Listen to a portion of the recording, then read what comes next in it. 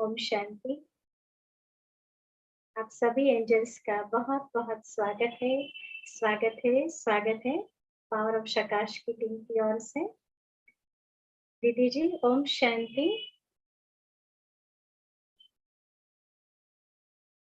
हमारी प्यारी मीठी दीदी जी भी पधार चुके हैं और टेक्निकल वजह से हम और भी 5-7 मिनट लेट हो गए, लेकिन कोई बात नहीं। ड्रामा अनुसार बाबा ने फिर से टेक्निकली सब कुछ सॉल्व कर दिया है।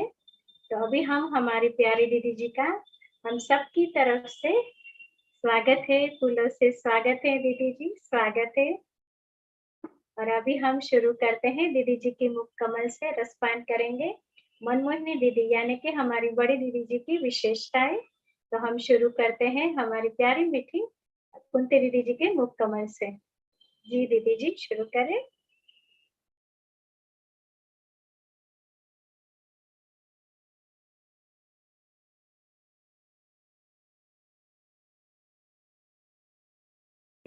दीदी जी आपकी आवाज थोड़ा अभी आया कि देश और विदेश के प्रसिद्ध नामी ग्रामी लोग भी कैसे प्रशंसा करते थे कि इन्हों का एडमिनिस्ट्रेटर तो बहुत ही अच्छा है। आज हम उसके आगे देखते हैं कि त्यागमय जीवन है। दीदी जी यद्यपि एक बहुत ही धनवान घराने में पैदा हुई थी, तथापि यज्ञ में उनकी वेशभूषा, खान पान तथा रहन सहन अन्य सभी की तरह अत्यंत सादा और साधारण था। उन्होंने कभी भी अपने लौकिक कुल के धन धान्य के बारे में गर्व नहीं किया है। बहुत धनवान घराने के थे, लेकिन फिर भी कभी उनको अभिमान, गर्व मना अभिमान उनको कभी नहीं आया। उन्होंने अपने लौकिक जीवन के सुखों को कभी याद भी नहीं किया। इस प्रकार वे सादगी और त्याग की मूर्ति थे। उनके पास जो चीजें होती वे दूसरों को ही सौगात देकर प्रभु प्रेम में बांधती। उन वस्तुओं को वे अपने लिए प्रयोग नहीं करते थे। हेडिंग है नम्र चित्त। दीदी मनमोहिनी जी दादी प्रकाशमणि जी के साथ मिलकर के बहुत बड़ी अंतरराष्ट्रीय संस्था के कार्य का संचालन करते थे। अतः उत्तरदायित्व के साथ साथ काफी अधिकार भी प्राप्त थे, परंतु उन्होंने कभी भी किसी से अधिकार या सत्ता के मद अहंकार में आकर के नहीं बोला। कई जिम्मेवारियां बड़ी दीदी के ऊपर थी, लेकिन उस प्रकार का वो अहंकार आ जाए, वैसा बोल में उनका व्यवहार हो जाए, ऐसा कभी नहीं हुआ। बल्कि यदि कभी किसी ने मर्यादा अनुसार व्यवहार नहीं किया, तब भी उन्होंने उसे मातृत्व प्रेम ही दिया, ताकि वह ईश्वरीय ज्ञान मार्ग से पीछे न हट जाए। सामने वाले ने व्यवहार बोले मर्यादा युक्त नहीं किया, अमर्यादित था, परंतु दीदी ने अपने प्रेम को, अपने वात्सल्य को उन्हें देते रहे, ताकि बाबा के वो बने हैं तो कहीं ऐसा न हो जाए कि उनका कदम पीछे हट जाए। यदि कभी कोई वत्स किसी कारण से दुष्ट भी हो गया, तो भी उन्होंने स्वयं झुककर उसे स्नेह और सौहार्द से सींचा, ताकि शिव बाबा के साथ उस आत्मा का बुद्धि योग बना रहे और वह देहधारी आत्माओं से रूठकर कहीं योग मार्ग से विचलित न हो जाए। उन्होंने कभी भी यह नहीं किया कि गलती अमुक व्यक्ति की है अथवा दोष उसी का ही है और इसलिए मैं उससे क्यों बात करूं। बल्कि स्वयं दीदी जी ने ही उसके मन को शीतल करने के लिए कहा कि भाई मन में कोई बात हो तो निकाल दो। हम सभी एक मार्ग के राही हैं, दैवी परिवार में आत्मिक संबंधी हैं और हमारे मन में आपके लिए शुभ भाव ही है। कभी भी ऐसा नहीं कि उसने ऐसा किया तो मैं ऐसा क्यों करूं, नहीं। और ये यहाँ पर बताया कि उसके मन को कैसे शीतल किया, उनको कैसे एहसास दिलाया कि हम सब एक दैवी परिवार के सदस्य हैं और एक ही राह पर, माना एक ही मार्ग पर हम चलने वाले हैं। इस प्रसंग में ये कहना उचित होगा कि दीदी जी को बच्चों का यह गीत, हम है आत्मा तुम हो आत्मा आपस में भाई भाई, बाबा कहते पढ़ो पढ़ाई नहीं किसी से लड़ो लड़ाई, ये गीत अच्छा लगता था। अपना एक ज्ञान का गीत बना हुआ है जो शायद ही आप सभी ने सुना होगा, हम भी आत्मा तुम भी आत्मा आपस में है भाई भाई, बाबा कहते पढ़ो पढ़ाई नहीं किसी से लड़ो लड़ाई। बहुत सुंदर गीत है, आप देखेंगे तो शायद आपको मिल भी जाएगा। और इस गीत के अंदर भाव भी बड़े अच्छे हैं। किसी भी आत्मा के प्रति ना कोई नफरत, ना कोई द्वेष की भावना, ना कोई ईर्ष्या की भावना, क्योंकि हम अपने आत्मिक स्वरूप में स्थित हो गए तो आपकी और मेरी लड़ाई कैसे। हम एक मार्ग पर हैं, एक पढ़ाई पढ़ रहे हैं, बस एक ही हमारा लक्ष्य रहे। तो इसे दीदी कहती, यह गीत फिर दीदी भी गुनगुनाते कि उससे उनके मन का अंदर की भाव वो बदल जाए। हेडिंग है स्नेहमय व्यक्तित्व। दीदी जी की यह एक विशेषता थी कि वे संपर्क में आए व्यक्ति को स्नेह से अपना बना लेते थे। वे किसी को माँ जैसा प्यार देकर या किसी को उसकी समस्या का हल देकर, स्नेह के सूत्र में बांधकर उससे कोई न कोई बुराई छुड़वा देते थे। जो बात वह व्यक्ति अन्य किसी से नहीं मानता था, दीदी जी उससे सहज मनवा लेते थे। इस प्रकार उनके व्यक्तित्व में एक चुंबकीय आकर्षण था। उनसे बात करने में किसी को भी भय महसूस नहीं होता था, बल्कि उनके स्नेह के स्पंदनों से, माने स्नेह के वाइब्रेशन से उनकी ओर खींच जाता था और दीदी जी उसे आध्यात्मिक पथ पर आगे बढ़ा देती थी। उनके संपर्क में आते रहने वाला व्यक्ति प्रायः ज्ञान से कभी विमुख नहीं होता था। बस यही तो बड़ी विशेषता है कि इतना स्नेह और इतना प्यार, उनके वाइब्रेशंस इतने अच्छे, जिससे वो कभी भी उनके द्वारा ज्ञान से दूर हट जाए, बाबा से दूर हो जाए, वो कभी नहीं हुआ। उनके संपर्क में आते रहने वाला व्यक्ति प्रायः ज्ञान विमुख नहीं होता था। जिस डॉक्टर भगवती ने दीदी जी का ऑपरेशन किया, वह स्वयं दीदी जी को मां मानने लगा था। लास्ट 83 में जब दीदी जी की तबीयत ठीक नहीं थी और दीदी जी का ऑपरेशन करना पड़ा, तो वो ऑपरेशन वाला डॉक्टर जब भी दीदी को देखने जाता तो एक माँ का प्यार जैसा अनुभव होता। ताकि डॉक्टर ने भी कहा कि दीदी जी मेरी माँ है, उनको मानने लगा। यद्यपि दीदी जी का स्नेहशील व्यक्तित्व था, परंतु वे अपनी स्थिति को उपराम भी उतना ही बनाए रखती थी। जब वे किसी को कोई टोली यानी प्रसाद खाने के लिए देती थी तो पूछती थी कि शिव बाबा की याद में रह करके खाया या नहीं है। ये बहुत अच्छी दीदी की विशेषता थी कि कभी भी आप बाबा की याद में नहीं, आप ऐसे ही खा गए तो दीदी जी पूछते थे बाबा की याद में खाया या नहीं। अगर कोई कहते कि सॉरी हम भूल गए, तो वो टोली उनको दोबारा देती थी दीदी। कि अब ये तुम बाबा की याद में, क्योंकि वो आपने बाबा की याद में नहीं खाया, तो अब ये प्रसाद है, आप उस स्मृति में रह करके प्रसाद खाओ। अब बहनों को भी जब दीदी अपने पास बुलाती थी, पिकनिक करती थी, भोजन उनके साथ कभी होता, कभी पिकनिक होती, तो हम लोगों को सबको डिश मिल जाती, हम खा लेते। तो फिर दीदी बाद में अचानक से पूछती कि किसने बाबा को, पूरा बाबा को याद करके खाया और किसने नहीं खाया। तो फिर सब हम एक दूसरे को देखते थे, क्योंकि पूरा टाइम तो नहीं होता था।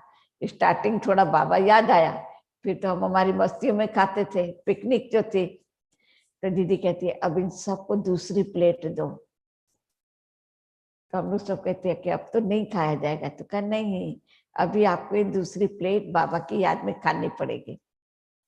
तो पहली बार हम लोगों से जब ऐसा हुआ, तो हम लोगों को याद रह गया कि दीदी हमेशा हमको पूछेगी किसकी याद में खाया। माना ये बात बहुत अच्छी है, एक प्रकार से बहुत अच्छी है कि हम किसकी याद में खाते हैं। ऐसे ही जैसे बाबा की मुरली भी मुझे याद आती कि कुछ मैं समझती 1-2 मास पहले ही मुरली होगी, कि जिसमें बाबा ने कहा कि बच्चे अगर बाबा को याद करके नहीं खाते हो ना, तो माया खाना खा जाती है। शायद आपको भी ये पॉइंट याद आती होगी कि माया भोजन खा जाएगी, तो आपके अंदर वो ताकत नहीं रहेगी। इसलिए जब भी भोजन खाओ तो बाबा को याद करके खाओ, तो वो बल देगा, वो शक्ति देगा, आपके ऊपर उस भोजन का प्रभाव पड़ेगा। नहीं तो माया तो जानते हैं कि कितने नुकसान माया के कारण तो द्वापर कलयुग में किए ही, और अभी भी आकर के वही बात हो। इसलिए बाबा भी सावधान करता, तो दीदी के सावधान करने की भी यही बात थी। दीदी का भी कोई हेतु नहीं था कि इनको जबरदस्ती खिलाया जाए, इनको जबरदस्ती ये किया, नहीं। लेकिन हमारे अंदर ये भी एक श्रेष्ठ संस्कार है कि हम किसकी याद में खाएं। क्यों हम किसी देहधारी की याद में खाएं, या उस वस्तु में अरे वाह कितनी अच्छी बनी है, नहीं। अच्छी बने तो मेरा मोह ममत्व तो उसमें गया, खाने पीने में गया, तो मेरा मोह ममत्व तो बाबा में नहीं गया। इसलिए वहां से भी संस्कार को हमें श्रेष्ठ बनाना, इसलिए दीदी ध्यान खिंचवाती थी। हेडिंग है विनोद प्रिय। दीदी जी केवल तपस्या ही नहीं बल्कि विनोद प्रिय भी थे। वे चुटकुले सुनती और सुनाती भी थी, परंतु वे चुटकुले भी शालीन और अलौकिकता की ओर ले जाने वाले होते थे। माने ऐसे ही रफ डफ नहीं, वे शुष्क स्वभाव की नहीं थी, बल्कि इतनी आयु होने पर भी बाल स्वभाव की तरह सरल और हास्य प्रिय थी। यानी ऐसे नहीं कि बड़ी उम्र के हैं, पद बड़ा है, संस्था की आप इतनी बड़ी हस्ती हैं तो एकदम सीरियस इस प्रकार से रहे, नहीं। हर समय दीदी को देखो तो उनका स्वभाव बिल्कुल सरल था, हास्य माना रमणीक था। हमें भी याद आता कि दीदी जी कई बार जैसे का ना चुटकुला सुनाते, तो दीदी कहती थी कि देखो अंधा है वो कैंची कैसे मांगेगा, एक गूंगा है वो कैंची कैसे मांगेगा, एक बहरा है वो कैंची कैसे मांगेगा। 3 बातें हैं। गूंगा कैंची कैसे मांगेगा, बहरा कैंची कैसे मांगेगा, अंधा वो कैंची कैसे मांगेगा। तो पहले किसी ने कहा कि गूंगा हाथ से इशारा, कैंची का ऐसे इशारा करेगा कि ऐसे मांगेगा। फिर दीदी कहा अच्छा अच्छा बताओ बताओ अंधा कैसे मांगेगा, तो उसने भी हाथ ऐसे कर दिया। तो दीदी बड़े हंस पड़े। फिर दीदी ने कहा अच्छा तो बहरा कैसे मांगेगा, तो भी किसी ने ऐसे हाथ कर दिया। तब दीदी ने बड़े मजे से कहा कि वो गूंगा था इसलिए उसने एक्शन किया हाथ का कि मुझे कैंची चाहिए, लेकिन जो अंधा है उसे दिखाई नहीं देता है, मुंह से बोल तो सकता है ना, तो वो मुंह से मांगेगा कि मुझे कैंची चाहिए। जो बहरा है वो बोल तो सकता है। तो ऐसे रमणीकता से सारे वातावरण को जैसे लाइट कर देते थे। ये जैसे एक उदाहरण, ऐसे कई उदाहरण दीदी के हैं कि कैसा भी वातावरण हो, दीदी कोई ऐसा चुटकुला, कोई ऐसी बात सुना देते जिससे वातावरण बिल्कुल जैसे लाइट रहता था। ऐसे समय पर ऑफिशियल जरूर थे, लेकिन समय पर ऐसा विनोद प्रिय भी थे। हेडिंग है निद्रा जीत। जो लोग भी दीदी जी के संपर्क में आए हैं वे जानते हैं कि दीदी जी सोती बहुत कम थी। ये हमारे, ये कहूं कि ब्रह्मा कुमारी विश्वविद्यालय का एक विशेष जैसे बड़ों का ऐसा ही हो गया कि नींद उन्हें बहुत कम आती है। ये भी कहें कि एक रेस्पॉन्सिबिलिटी भी है, और दूसरा ये भी होता है कि समय कम पुरुषार्थ ज्यादा, तो भी नींद नहीं आती है। तीसरा, जब एक लगन लग जाती है जिससे प्यार हो जाता है तो उस प्यार में भी नींद नहीं आती है। तो बता कि दीदी सोते बहुत कम थे।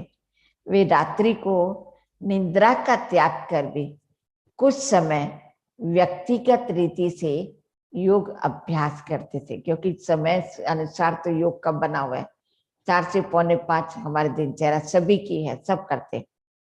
6:30 से 7 सुबह सब करते। क्लास के जितने भी योग के प्रोग्राम है सभी करते हैं। लेकिन मैं, मेरा व्यक्तिगत पुरुषार्थ,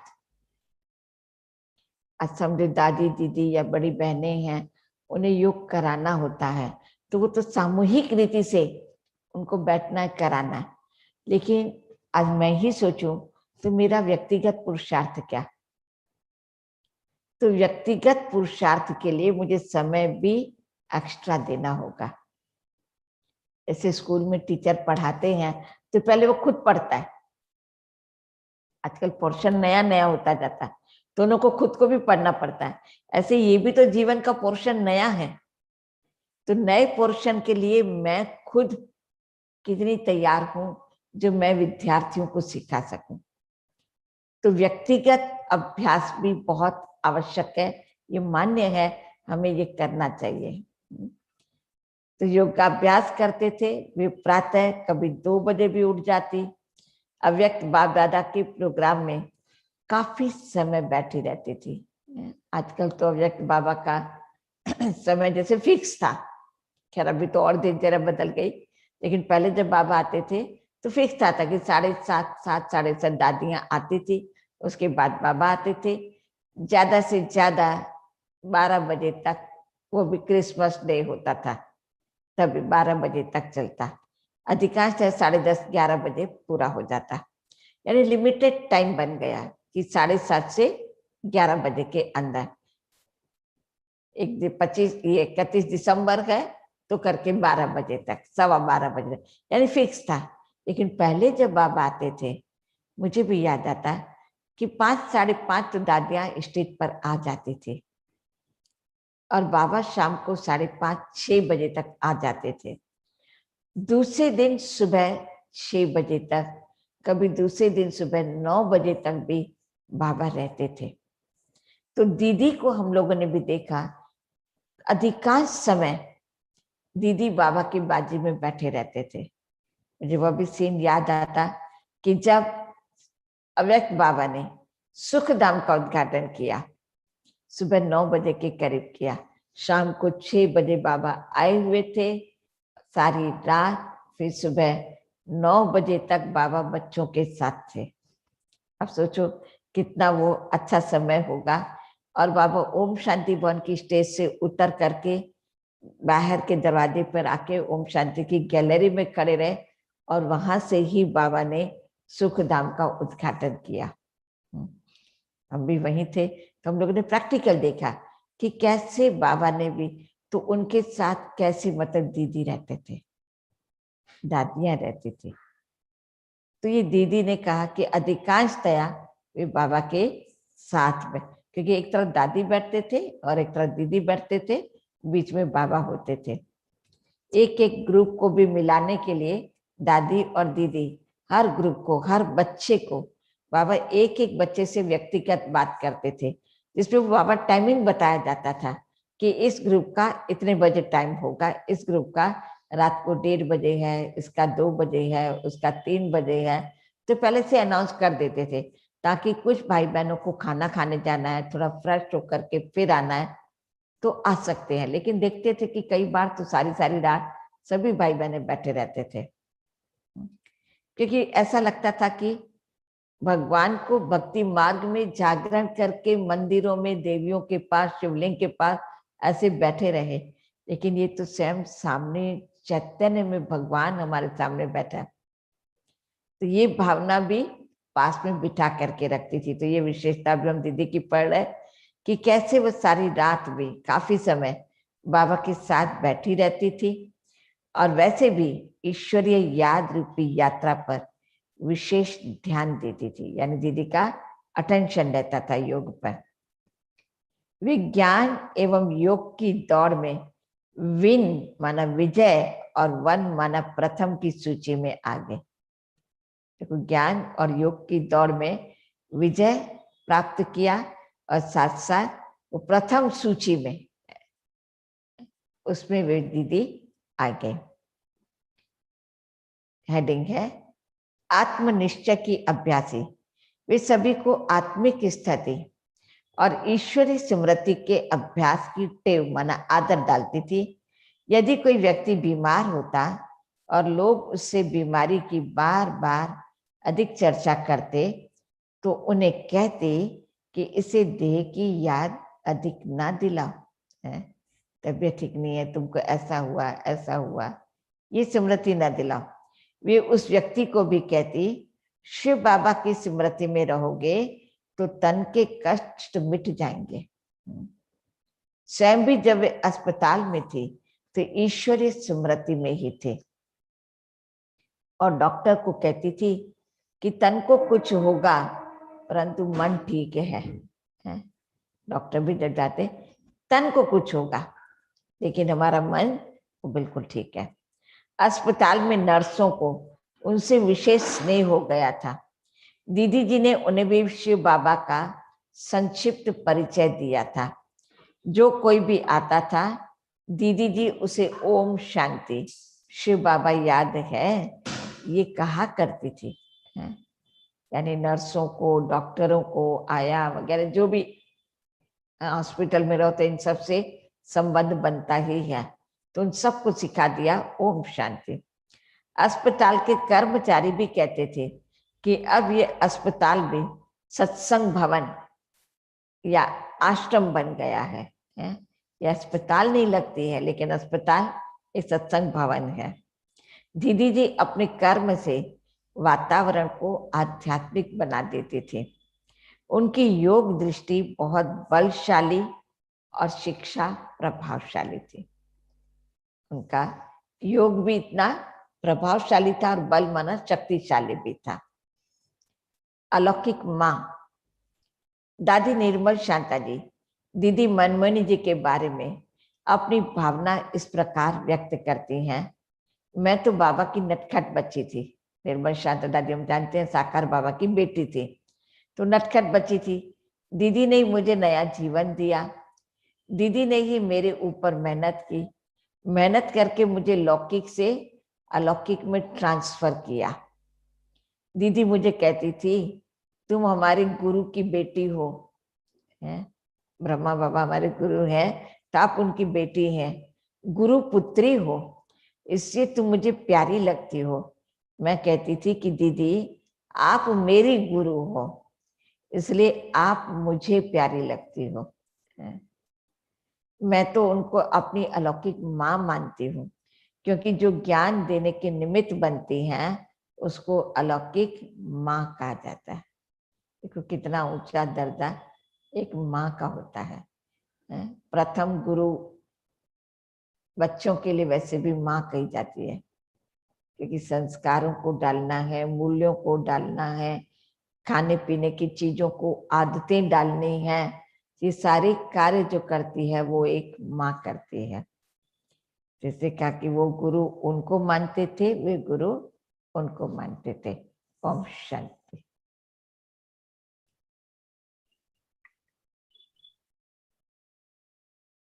ओम शांति। थैंक यू दीदी जी, बहुत अच्छे से आज दीदी जी की विशेषताएं हमने सुनी और साथ साथ में जो कैची वाला एग्जाम्पल दिया आपने, अंधा गूंगा और बहरा कैसे कैची का यूज करना चाहते हैं तो कैसे मांगेगा, तो बहुत अच्छे से सच में वो रमणीकता अपने आप आ जाती है। तो आज दीदी जी ने हमको बड़ी दीदी के बारे में विशेषताएं जो वर्णन किया, बहुत अच्छे से हमको समझ में भी आया।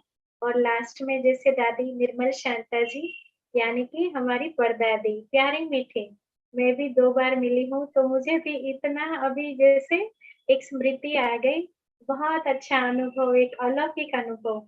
और दादी की रमणीकता भी इवन निर्मल शांता उनकी भी वो रमणीकता थी ना, तो लास्ट में ही मैं मिली थी, लेकिन बहुत प्यार से जैसे छोटी बच्ची की तरह। तो बहुत अच्छा लगा दीदी, आज वो दिन मुझे याद कराने के लिए भी आपका बहुत-बहुत थैंक यू। और अभी हम बाबा की याद में बैठेंगे।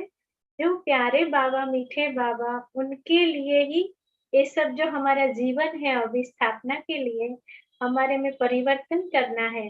तो ऐसे जो इंस्ट्रूमेंट बने हैं हमारी बड़ी दीदी, उनकी विशेषताएं जो अभी रसपान करा रहे हैं हमारे मीठी कुंती दीदी जी। तो वो ही बाबा के लिए, मीठे बाबा की याद में हम बैठकर और हम मीठा बनने की, प्यारा बनने की कोशिश भी करें। तो चलिए बाबा की याद में